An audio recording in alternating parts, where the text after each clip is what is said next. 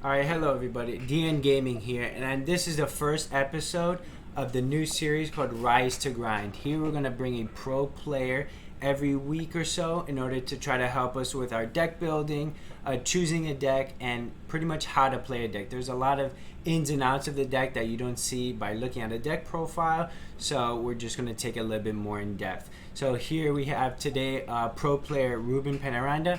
Ruben, do you want to give yourself a little introduction? Yeah, I'm Ruben Penaranda.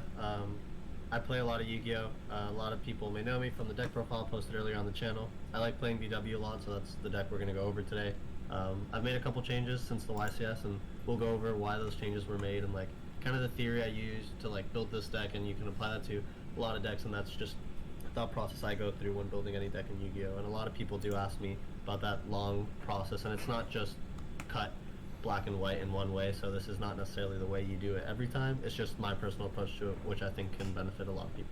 All right, so with the first thing is I noticed that the deck profile here isn't really like A to Z, like in its organization. So why do you organize it like this? So it's organized like this so I can see like the roles of cards. So you should organize your deck profile or your deck list in certain ways so you can see exactly what each card does and which role it should fall in.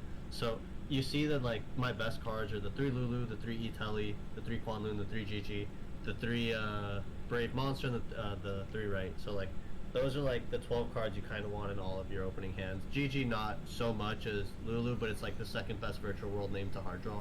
So those are the ones you want to max out on, and that way like you see them as the first thing you look at a deck profile, because since we read left to right from the top to the bottom, we're just accustomed to looking to that corner, so that's where I put like the best cards in my deck, and then I want to fill in the rest of like the engine for it closer to it, so I know what cards those like have a lot of synergy with. So the virtual world cards are closer to the brave cards because they have a lot of synergy, as in the brave cards let you discard the Qinglong or the Chuche, and like it has synergy when you open the brave card plus Kwanloon, you technically have full combo, but people don't realize. As we'll go into more when we're playtesting some of the hands, you can go brave combo, activate the token, search the equips, search Griffin, discard a random card, summon Griffin, search the equip spell, then you go activate Kwanloon, put Qinglong on the field, then you Qinglong attempt to negate your Griffin, and you Griffin negate your Qinglong.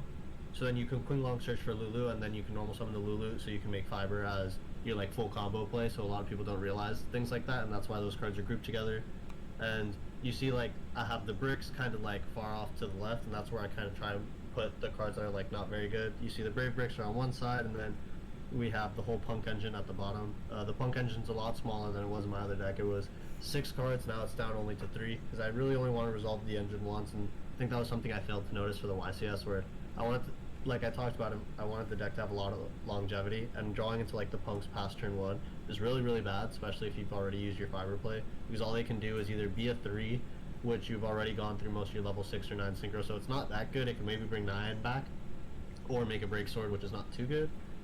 So those cards are just there, and you see that it's just that small minimal engine. I added Destrudo into the deck because I feel any deck that's playing Nino Fiber should be playing Destrudo, and it's really good in this deck because it helps us level modulate to make Baron through Lancia, or when we sometimes have to normal summon and use the Almond effect to search our Foxy Tune to sometimes do combo. It's like really awkward. There's sometimes where you had to link away your right token and you can't use Snow because you're under Lancia. So different things like that, it comes up to make Baron and level modulate. Obviously we have the 001 in the deck. The only brick really like hard break you kind of don't want to draw it, but like you can still play with it. So as you see in the bottom, I have all the hand trap slash defensive cards, and hand trap slash defensive cards are kind of weird this format because you want to draw a bunch of them, but you can't draw too many of them because then you don't combo, and that was an issue I was having at the YCS, and I realized I could fix that by making a lot of my hand traps just normal summonable tuners, because with any other monster on the field it makes me be able to have my potential full combo, so it at least gives me the ability to play instead of being like, oh, I bricked and have no way to play. This way I can use my defensive cards to further extend my combo in a way that, like, since they're level 3s, if I'm able to make Nino Fiber without normal summoning, I can later my combo normal summon a level 3 hand trap if I need to, and I was just able to combo off of Fiber, which I've had to do multiple times where I draw just E-Telly, a way to make Fiber, and 3 or 4 hand traps, or 3 or 4 cards that like don't allow me to combo. So if I draw a hand trap in the middle of my combo, I like normal summon it. It's a level 3 extender because it lets me make either a Charge Warrior, it lets me make a Mud Dragon, it lets me make the Hot Red through the Mud Dragon, it lets me make a Shen Shen, different things like that. And then I just, now that we're talking about hand traps, I think that something's very unique about this hand trap lineup being the Ghost Mourner. So what do you think about that before we move on? So I think Ghost Mourner is like a weird hand trap. Like I was talking about, normal summoning it to combo is really important. So the fact that it's level 3 in my deck specifically to bring back Nyan, or make level 6 slash 9 synchros, or sometimes make a break sword is really important. And it combos with a card like Bell, Ogre, and Droplet to be able to beat Scythe. Because since Scythe is mandatory, even though it's your turn, Scythe has to be Chainlink 1, kind of like Herodic Seal. So you can use Mourner's Chainlink 2 on your turn, which is something that like you couldn't really do before, because most trigger effects that happen on your turn wouldn't be Chainlink 1. Since your turn player, you get turn player priority to activate your first trigger effect, which would have to be Moonlit, and then that way their effect's Chainlink 2, and when the chain resolves, their effect resolves first, and then it gets negated. So this is like one of those weird instances where it works as kind of like an off-the-top card. And that I didn't want to max out on it because I don't think it's a crazy hand trap. I don't think it's super broken, but I think it's like good enough to be in that spot where it's a tuner, it's a level 3, and I can draw it as my 6th card. So like, if it's a lot of the criteria that I want for a defensive card, is it a blowout? No. Is it the best hand trap for that slot? Probably not. But it's good enough and generic enough because it works the same role as like a Valor-esque card, and can sometimes beat a Needle Fiber that's getting chain blocked by Fateful Adventure, which we've realized a lot in testing is something that's more correct to do, and you just never want to search the equip spell unless you have to on hand. You kind of just always want to make fiber chain blocks so like your opponent can never ash it, which we'll go more in depth when we go into some of the replays with the deck. All right, so talking about defensive cards, how do you calculate like how many defensive cards you want? So I feel like most players just throw a whole bunch of hand traps in and hope and pray for the best. So how do you calculate that? A lot of Yu-Gi-Oh players know like some basic statistics. So like one card in 40 card decks, you have like a 1 in 3 chance of drawing it, and like if you play 6 cards, you have roughly about a 53% chance of drawing 1 in 40, and like those are basic numbers. But when you get into different size decks or those that are more standard, like our 50 card list, I use a hypergeometric calculator myself, like the one we have pulled up, and it looks a little different because this is used not necessarily for building a deck, but it's just for probability in general. And you could use the same method, so I use this one because it brings it down to like a small little decimal, so you get the full percent value. And like some Yu-Gi-Oh calculators either round or they don't give you the full breakdown of it like this one does, and we'll go into a little more in depth about that. So the population size is the deck count, so we're playing 50, and then we're playing 10 hand traps, not including the droplets as like defensive cards, and then sample size 5, sometimes 6 is like Ash being the only one you can't really draw as your 6th card. It's kind of weird to calculate, so like calculate 9 defensive cards that I have that I can draw as my 6th card, and then I have 10 that I can draw like in my opening 5. So like it's a weird combination like for my defensive cards, and I have to multiply that number together to get like the true value that I'm getting for the defensive cards in my deck. And that's how I find out how consistently I'm going to be drawing 2 defensive cards between my 5th and 6th card. So here we put 1 for the numbers of success in sample, so we see how many times we get to 1 hand trap. And then people will sometimes get confused and look at the first probability because that's the odds of like getting exactly 1 hand trap. But we don't want to look at the times where we only get 1 hand trap.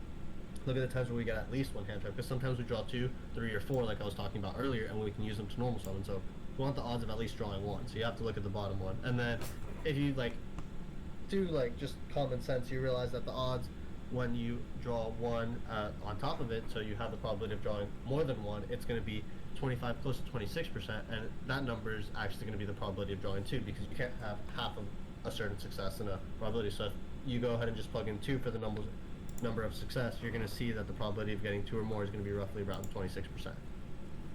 Yeah, and you're correct.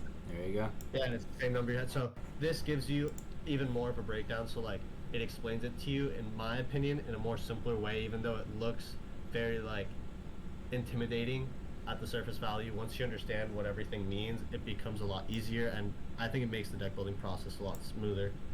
Yeah, so I think a big portion of deck building and getting better is really in this deck building portion, so I think that was a good insight into that. Let's get into the side deck. I see that there's a lot of 1-ofs. So can you talk a little bit about that? And like mathematically, like why do you want these 1-ofs? So like the deck is built really weird, especially like the side deck end. I'm not sure this is 100% like the correct side deck. I'm still doing testing. This is just what I'm playing at the moment. So starting from left to right, I have like 6 defensive cards with the 1 token collector, the 1 kaiju, the 3 Nibiru, and the 1 droplet. So the cards I knew I wanted in my side deck, I wanted at least 1 token collector because my deck makes Beatrice and Shooting Riser, so I can always get access to it. I wanted the 3 Nibiru, so that was like 4 defensive cards. And what I realized was that in my deck, I could only typically side between 6 to 7 cards out for every matchup, like not touching my defensive cards already in there. and like when I'm going second of engine that I can afford to side out. So I was thinking I don't want to be siding in more than that for any matchup. So I'm probably only going to have 6 strong defensive cards.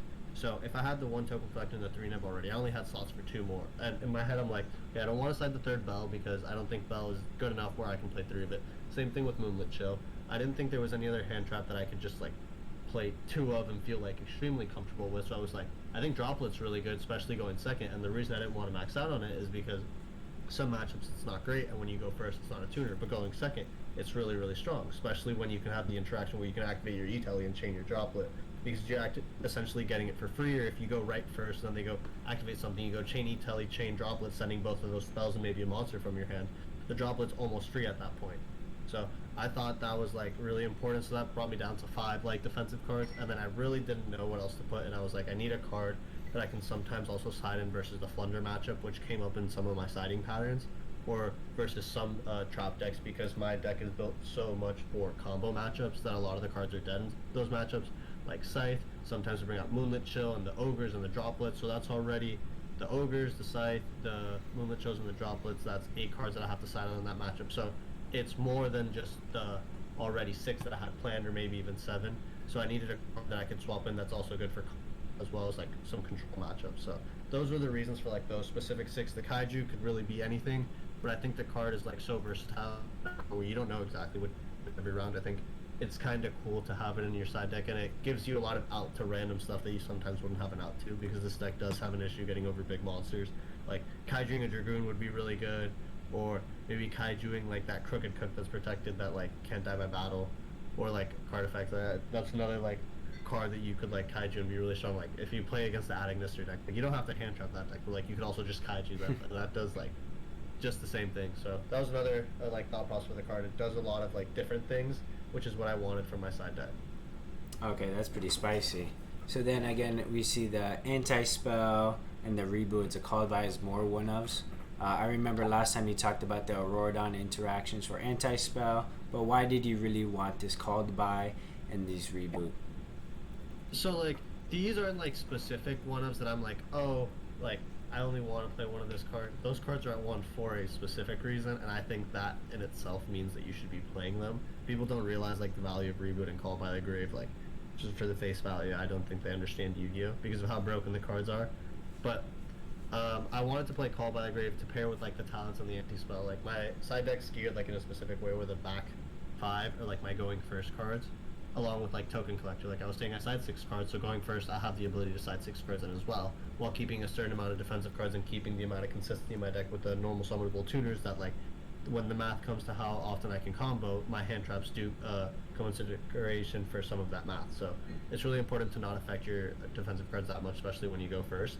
So I had the 3 talents to Call by the Grave, the anti-spell, and the Token Collector as my 6 cards that I would side in for going first, because if the format's going to be flooded by hand traps, I want a card that talents where if I can still combo, I can take a card and at your hand to know exactly what I have to stop, or if I can't combo, I can use talents to draw into more combo pieces in a deck like mine, where I just need to see the other half of like a Virtual World combo to like go off, and like one Virtual World just like steamrolls into so much advantage in the long run, that I think talents was such a strong pick now, and that I should have played for the YCS. Okay, well, insight is king. So, let's get into the extra deck. One big question that I have is you don't have the Crystal Wind Zolkin package. So what was your reasoning behind that? Because everybody playing Virtual World is playing that, and not a lot of people are playing like this Mud Dragon Hot Red type package. So, I think like if you're going for just like a hard negation build of like Virtual World, I don't think Hot Red's or Crystal Wing's bad. My issue with it is that it takes up 2 slots. Yeah, so does the Mud Dragon and Hot Red, but I think like the Mud Dragon being a 6 that like you can just generically make sometimes comes up a lot more than just making a Zolkin and like the Crystal Wing play. And the Crystal Wing is really good because it beats over the Dragoon, but there was other cards I found myself making more often, and then I wanted more utility with like my extra deck.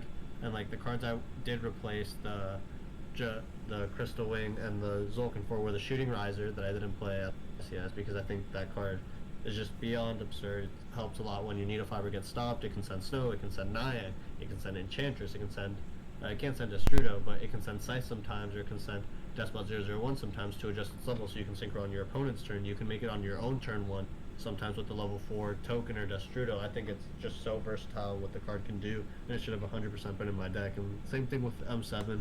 Versus a lot of the control matchups, like Scythe is just really bad. And since our deck, specifically mine, is built to scythe your opponent like as consistently as possible through as many like protections, and that is another reason for the hot red. So we can beat Droplet, the Baron is so we can beat cards like Cosmic, and then we can beat cards like Called by the Grave and DD Crow, and then we have Chuche to like help us beat cards like Droplet again, and Imperm, and different things like that, which I thought were really important. But versus the trap matchups, we have a very like minimal end board, sometimes hot red and sometimes Baron, and that's not great. Like Chuche is really good versus that deck. So I just decided versus the trap decks, I Beatrice send a hand trap, and then I just M7 it back, along with M7 just being a great utility card that gives you access to, when you just open your Lulu, you can use your Lulu to get to a la, dump your GG, then make an M7, add back your GG, and then that way you're able to get your GG in rotation, which leaves the Quinlong in the graveyard and gives you the Lulu back into your hand, which I think is really important for the follow-up in this deck specifically, even when you end on like the very mediocre boards and just resolve like 1-2 Virtual World. Like you need the M7 to be able to get to the third name to give yourself enough follow-up to guarantee the win on the following turn. Alright, awesome. So one thing I wanted to cover is your side deck pattern. So give us 1 second to go into solo mode. I like that DB put this thing where we're able to practice our side deck patterns, because I think watching deck profiles, you never really get to see how they begin to side, and in DB you can see everything laid out. It's much easier than siding in real life. So for example, you win game 1 and you win blind. You don't see what they played. If I do the combo, if my opponent doesn't hand trap me and they just like draw their 6th card, my scythe resolves, and they just scoop, my go-to blind side is going to be those 6 cards I talked about at first: the Token Collector, the Kaiju, the 3 Nibs, and the Droplet. Those are going to be like the 6 safe ones, because I feel like my hand traps are versatile enough in like the main deck, along with what I'm putting in, that I can really do decently versus every matchup. Since I won game 1, I don't necessarily have to win this, so I don't have to get the prediction right. And I think my engine's also strong enough as it is, with the Brave cards being so versatile and so good at being going second cards, that in combination with having some sort of disruption through my hand traps should be good enough versus most matchups. If I do end up playing versus a trap deck, I may just like give that win away, but I think going first, game 3 versus trap matchup, we have such a good advantage that I think it's the right call to make this side. So the cards I side out specifically are the 3 pump cards. Those are the easiest side outs. You really don't you don't need E-Telly to be that much value going second, because your fiber's hardly going to resolve going second. You're probably going to be using virtual hand to extend mostly, or make a fiber play with like just a normal summon hand trap after like you nib them, or just like you get hand trapped on your Lulu, normal summon, and then make late game. It's not really going to be your E-Telly go-to play. You're going to want to play more control and conservative going second, because you don't have as many resources, considering you have to side in a lot of hand traps. Another card I'd side out 100% is the Scythe, because you don't need it going second.